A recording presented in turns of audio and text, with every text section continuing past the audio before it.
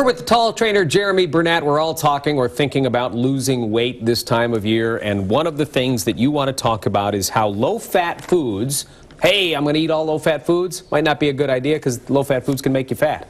Yeah, and actually it's one of the biggest struggles we have with a lot of our clients is as soon as you switch over into a diet mindset, usually most people go, I got to cut out fat because fat is what's on my body. I don't like it. Right. So that means I need to eat less of it. Well, it turns out our body doesn't quite work that way. It doesn't turn exactly what we eat into exactly what we are. You know, it takes everything and it can make fat out of protein. Right. So we need to. It's not just the fat that you're taking in. Now, when you strip fat out of a food, so if you get on the front of the box, it's saying low fat, you know, low fat, and especially if it's a food that's supposed to have fat and it just naturally has fat in it, and they've taken it out, it's really weird.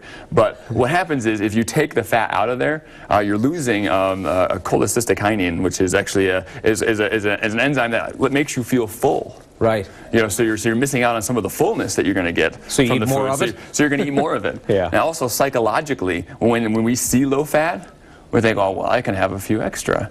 And they've done some studies where they find that people that are eating low fat will actually eat more calories worth of low fat food. So they actually end up putting themselves in a worse spot because they're eating low fat. Counterproductive then. Oh, yeah. Sometimes chemicals added to take the place of fat in foods that are supposed to have fat. You kind of mentioned that, but you're replacing the fat with something else. Yeah. So if it's a food that's supposed to naturally have fat in it, and it doesn't have fat in it, there's something weird going on. You know, they've altered it. They've chemically worked around it there and tried to trick you. And so now it's got extra chemicals, got extra processing.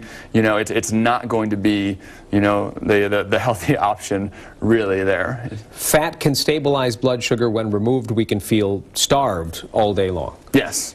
Yeah, so if you don't have enough fat in your diet, fat like, you know, digests a little bit slower, you know, it doesn't provide quite as much bump in your blood sugar. When your blood sugar goes up, you know, you get tons and tons of sugar in your system. Insulin comes in, grabs onto the sugar, and then brings it into our fat cells. You know, it stores it, it pulls it away. Right. And what it does is sometimes it overcorrects. So it puts all that into storage, and now you're super hungry, because there's still insulin out there. It's already grabbed most of the stuff, and so now you go, oh, I need to eat, and then so you end up eating again, and then so it keeps just shoveling stuff into storage. But if you have the fat in there, which a lot of foods naturally have, right, you know, is that the fat actually keeps it more stable. So instead of bumping up so crazy, it comes into the blood system a little bit more smoothly. So the release of insulin matches it really well, and you're able to burn some of that food that you're eating right then, not have to try to. The line looks like this more than up and down jagged, like and that's how your emotions go too. Your emotions will be more even. And you the conclusion: don't eat fast food and pizza nonstop because that will make you fat. But when you decide to eat healthy, don't cut the fat. Yes. In other words, you don't want to go to the other extreme. Jeremy said I can eat all fatty foods, and that's not what you're saying. No. You're saying that fat in itself is not. Because you can still get fat on on fat, obviously. Yeah. But if you cut it out, you're also in a huge danger of getting into all those cravings and things like that. One of the things you do, I know, is have people log